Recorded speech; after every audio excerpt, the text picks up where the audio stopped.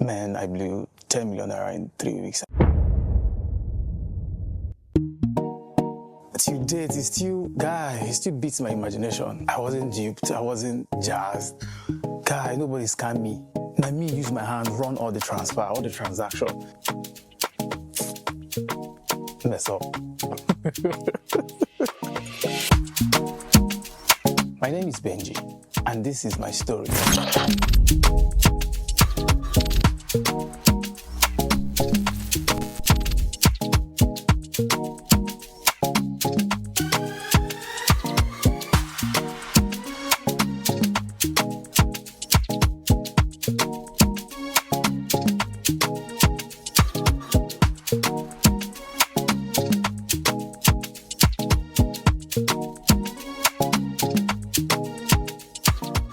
My friends and I, we run a party company. We organize parties and raves in Lagos. I am a part of the PR team of an upcoming artist.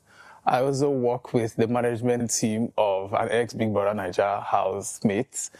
Pretty much more like I'm a hustler. Don't get me wrong, I'm not hungry.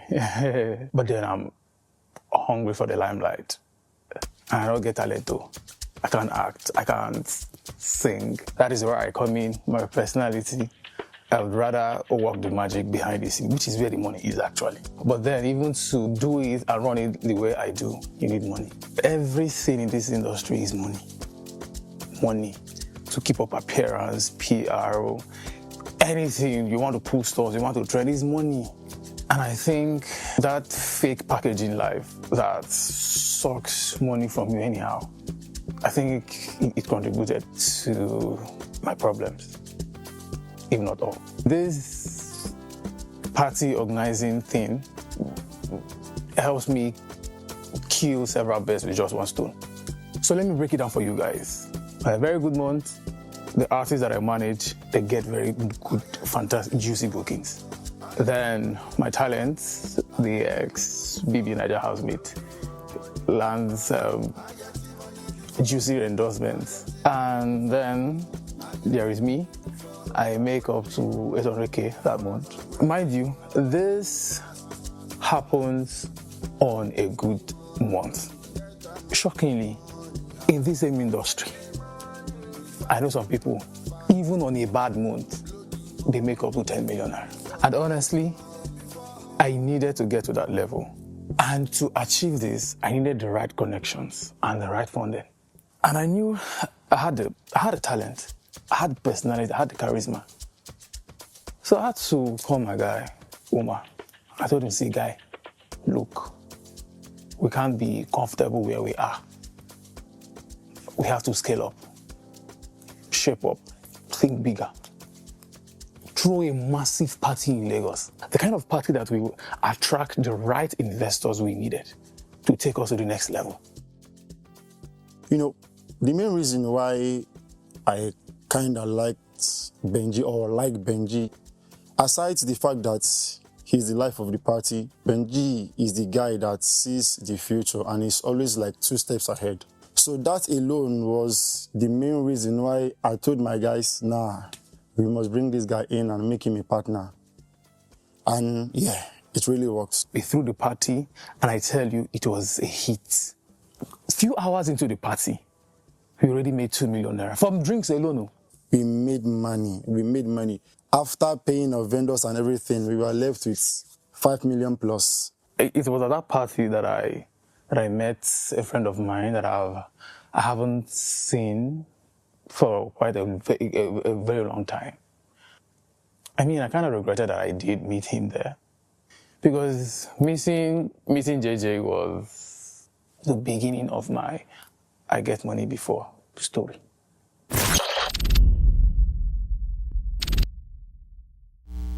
The last time I saw JJ was when we were doing jam lessons. Yes, and I mean, several years later, he shows up at my party looking his best. And JJ was quite impressed. He got to that point where he even offered to invest in what I do. I mean, to be very honest, I never took him seriously. So we exchanged numbers actually. And then after the party, my guys and myself, we went back to my crib for an after party. We pretty much got wasted. We got high. Everybody crashed. The very first message that I woke up to was JJ's.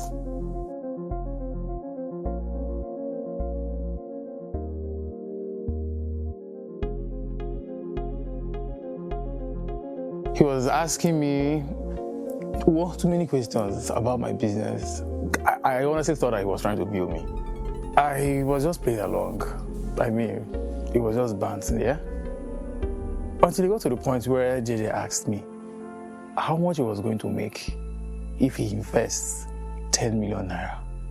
When I heard 10 million naira, the sleep cleared from my eye. Where is JJ planning to get 10 million naira from? JJ, I knew that year for Jam Blessing. I just look at this guy.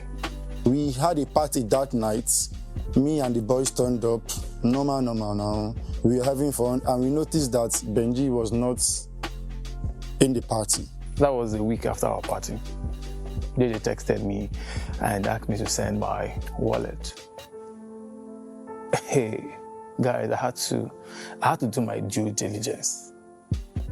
I had to ask him, JJ, 10 million? Where did you find 10 million? That was when I found out that my bro is into crypto and JJ is making serious money. So yeah, I sent him my wallet.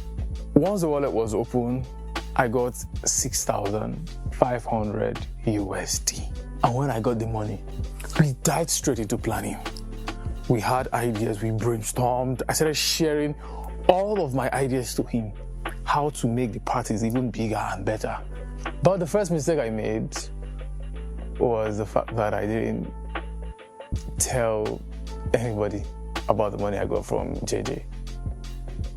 I didn't tell Umar, I didn't tell any of my friends. Nobody. It was just me. Benji came up to me one certain time and told me and the boys that we should plan a huge summer party, like a huge summer party. We didn't read much meaning into it. We didn't know by then he had already collected the investment money, and we hosted the party, and the party was boom. We spent 1 million and realized 5 million. I made sure that not even one dime of the money went unaccounted for. So I was being a smart businessman. After these parties, I felt unstoppable. Yeah, I was Benji's girlfriend at that time because we recently just broke up. He was really acting strange that time. It was always party after party. Benji would spray money in clubs, buy drinks. Sometimes he doesn't even open it. Sometimes he just pours it. And then extravagantly spending on my skincare and my hair. It's definitely questionable. So I had to ask questions, and that was when he told me about the investments and all. And I asked him if it was the investment money that he was spending, and he was like, nah, that is the profits. And I was like, okay, no problem, as long as it's the profits. So we're planning a summer festival. I mean, if everything had gone according to plan, we would have made a profit of 20 million naira from sponsorship of vendor stores and performances alone. All these parties and networking events that I spend money on was basically to promote this festival. At least that was a lie I told myself. He came up to me and the guys with the idea of a festival. We discussed about it, we agreed, and boom, he was paying for everything. PR, marketing. Benji, he has paid. Benji, he has paid. Benji. I didn't know it was an investment money from JJ. I had no idea as at then. JJ was quite impressed because, I mean, he saw the promotions, he saw the post, he saw preparations. But when it was time for us to make the upfront payment for the artist deposits, bro, I checked my account and I saw 2 million. And that was the 2 million I made from the first event way back. Where the 10 million that JJ gave me goat.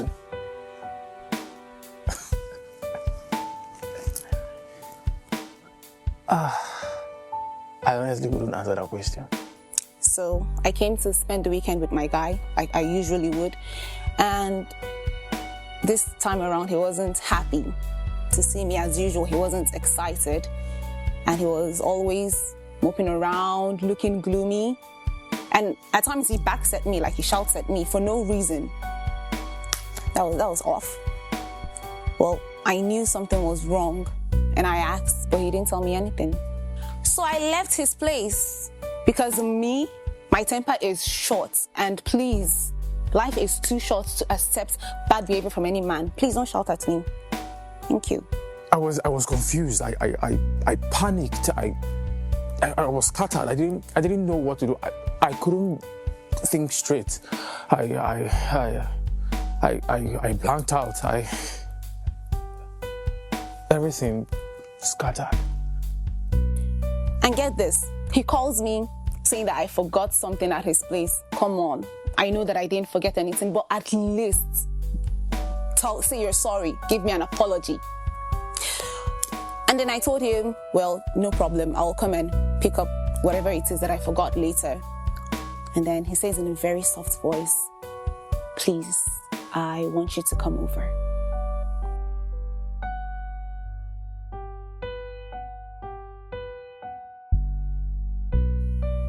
And then at that point, I was very worried because Benji never talks softly. And immediately I hurried over to his place. And when I got there, I saw Benji at the verge of tears. And that is unlike him, like so unlike Benji. Benji never cries. Benji is always a happy guy. He's always giddy. I saw the papers scattered around his room. And that's when he finally told me everything. I cried though. I cried in front of my babe. I come out tears. Because I didn't know how to take it. I didn't know what to do. I was overwhelmed. She gave me a good advice though. She asked me not to cancel the event and continue with plans. Yeah, I mean, since people now believe, people have seen and believe that I have money. So they would agree to work and get paid later. And then after the event, the profits generated would be used to sort out everybody and outstanding payments. And that was what I did, actually. That was what I agreed on doing. I couldn't bring myself to telling anybody. Couldn't tell my guys, my friends what was going on. But they were beginning to suspect, but I still didn't tell them anything. Like a few days before the event that I got to know that he hadn't paid the artist that was supposed to perform his complete fee and the DJ too. And you know, without the DJ, there is no party. That was when I knew that, wahala don dey.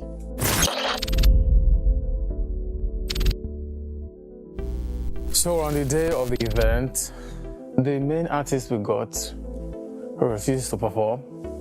He said he wouldn't until he has gotten 100% of his money. I was still trying to handle that, put it under control, when the DJ had got a wind of what was happening. And he started demanding for his own full money. Fortunately for me, a hype man was also a friend to the house. I mean, he tried. He was actually trying to control the crowd and then help the situation, while I, on the other hand, was trying to raise funds from the ticket selling. I was trying to get the vendors to pay up their balances so I could at least pay the DJ and the artist, but the money wasn't enough. The event couldn't start and we were running out of time. And I was surrounded by people I was owing money. I had never experienced a panic attack until that day.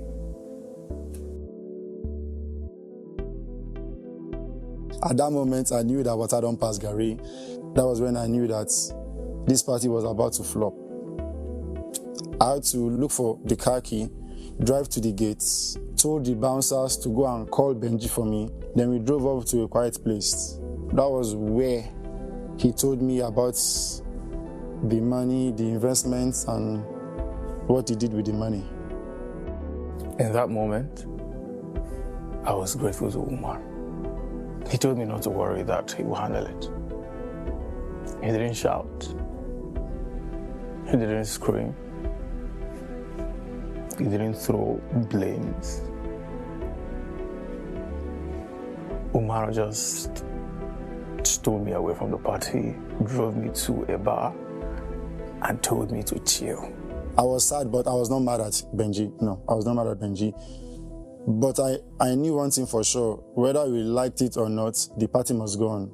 And we rallied around and did what we could do for the party to go on, which we did. And the party went on, and it was a success. I was at the bar, and different scenarios were just going on in my head. And then the news came that the party actually helped. And then the miracle of miracles, that we actually made some money.